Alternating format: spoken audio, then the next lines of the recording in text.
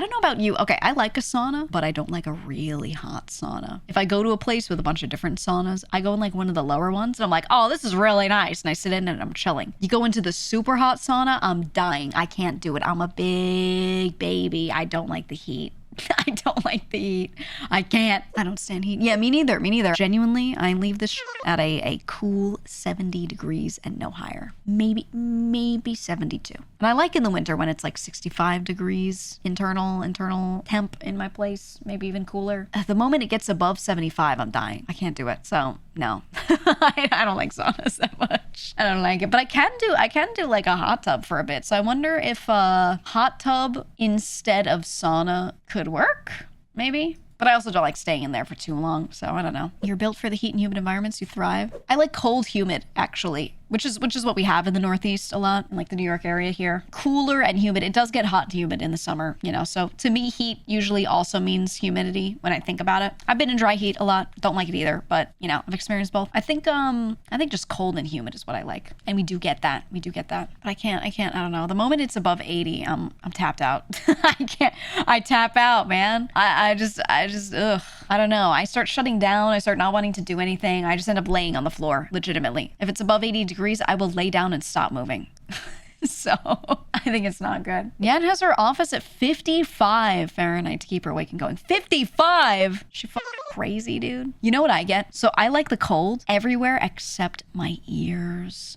My ears, man. I get like, you know when you go out into the cold for a little bit, not even very cold, it's a little cool, and then you go back into a warm environment and you get that deep ache. Do any of you get that? Not everyone gets it. But you get that deep inner ear ache that hurts. I get that really badly. Like really, really badly. Very easily. So I'll like wear hats a lot and stuff because it's a lot.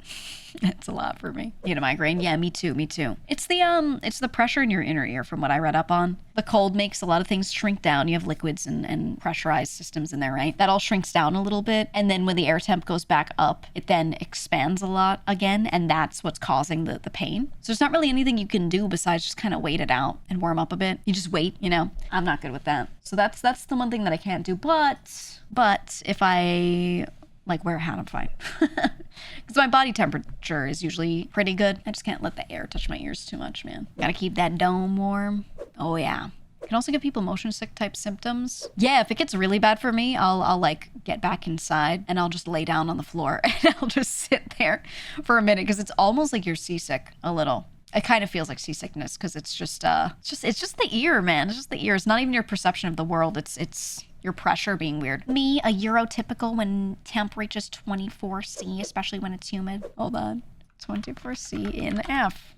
Yep, that's my threshold. Can't go above that. Can't do it. I think 20 for the Celsioids. Any Celsioids, 20 is ideal for me. 20 degrees. I think when it gets higher than that, you start to get into the danger zone. Not too bad. If you're outside and it's like 24, there's a little breeze. Okay, not bad. But still air 25? Not so good. Try having a 70% humidity apartment. Ugh.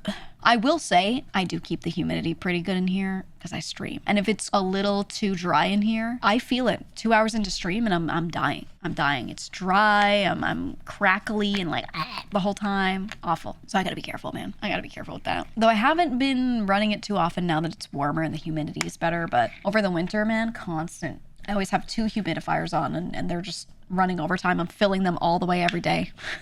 Every single day. I just have to because when you're streaming, you'll just die if you don't. You'll absolutely die if you don't. Ew, he said living in Southeast Asia right now, it's actual hell with 34 Celsius and 90% humidity.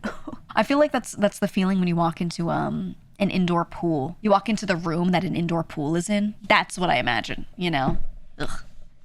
Ugh. And I've been there because like I said, the Northeast here also gets really humid. The East Coast can just get like that. I think Florida is the worst with it. When you get higher up, you still get that, but it comes and goes instead of staying like that all the time. But there are some days that are just 100 degrees, crazy humid, and no one is outside. Simply no one is outside.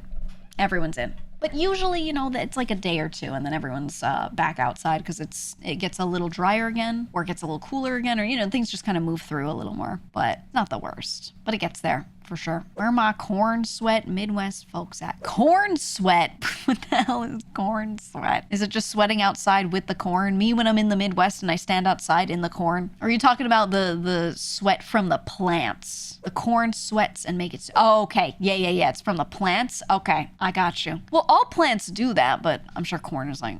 just terrible with it. All plants, all trees do that. That's how they cool themselves down. That's how, honestly, their respiration is like that. They have little cells on the bottoms of the leaves called guard cells, and you can, the little hole, I think, is it stomata? Is that the word? Checks myself because I can't remember. Yeah, stoma. But they just kind of open up and spit, pretty much. The little cells on the bottom of the leaf just kind of open and go, and carry a lot of heat in that liquid out. And that's how the plants, tend to stay alive through a lot of really hot weather. That's why they die in a lot of hot weather too, is because they end up expelling too much moisture sometimes. So you got to keep watering them constantly. But they do a little, and yeah, if you're in an area that's very plant dense and it's super hot, that's why you just feel it in the air. It's all that plant spit, man. Plant spit everywhere.